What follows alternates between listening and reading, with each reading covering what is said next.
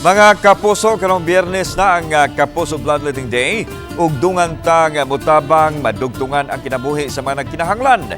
Ang pulis nga si Corporal Jose Ilinito Tampos usa sa mga regular nga mag-donate og dugo. Gawa sa mayong benepisyo sa panglawas, tinguha gyud niyang makatabang sa labing nagkinahanglan.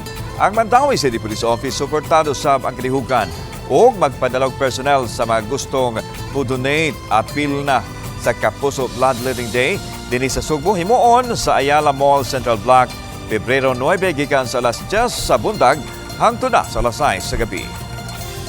Unang rason gyud makatabang ta kay ang dugo ung gyud di siya lalimba kung kita nay mangita niya.